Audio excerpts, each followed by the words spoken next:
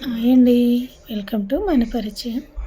ఈరోజైతే నేను సట్టి పూజ చేసుకుంటున్నానండి మా ఇంట్లో. ఇది రెండవ వారము.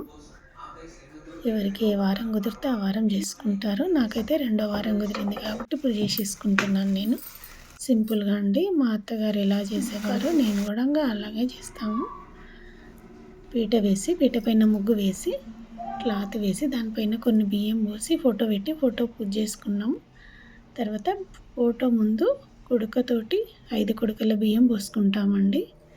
తర్వాత గణపతిని పెట్టుకొని గణపతి పూజ చేసుకొని, బోనం పూదించుకొని బోనంలో నైవేద్యం వేపరెమ్మలు దీపం పెట్టేసి ఇక మేము పూజ చేసుకుంటాము. సింపుల్‌గా చేసుకుంటామండి. మా అత్తమ్మ అలాగే చేసేది. మాకు ఇంతే తెలుసండి. మీరెవరైనా వీడియో చూసేవాళ్ళు గనక సట్టి చేసుకుంటే ఎలా చేసుకుంటారు? మీ దగ్గర ఎలా ఉంటదని మాత్రం కంపల్సరీగా కామెంట్ చేయండి. మేమైతే సింపుల్‌గా మా అత్తమ్మ చేసినట్టే చేస్తున్నాము. మాకు ఇంతే తెలుసు. చాలా బాగుంటుందండి. ఈ నేను పెట్టే దీపం ఏదైతే ఉందో ఇది మార్నింగ్ వరకు మాత్రం కుండెక్కకుండా చూసుకుంటాము.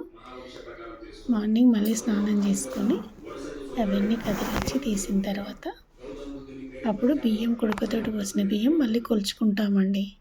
అక్కడే మనకు తెలుస్తుంది ఈ సంవత్సరం అంతా ఎలా ఉంటుందని మా నమ్మకం. ఒకసారి 5 కుడకలు వస్తాయి, ఒకసారి 6 కుడకలు, ఒకసారి 9 కుడకలు వచ్చిన రోజులు కూడా ఉన్నాయండి. కానీ మాకు వచ్చిన అందులో అయితే చాలా మాకు నమ్మకం. ఇలా మేము ప్రతి సంవత్సరం సట్టిలో ఒక వారం అయితే ఇలా చేసుకుంటామండి. నాకు 8 కుడకలు 9 కుడకలు వచ్చిన రోజులు కూడా ఉన్నాయి. ఆ వచ్చిన ఇయర్ మాత్రం చాలా బాగుంది. ఈసారి కూడా అలాగే రావాలని మనస్ఫూర్తిగా కోరుకుంటున్నాను. మీరు కూడా బాగుండాలని కోరుకుంటున్నాను. Thank you.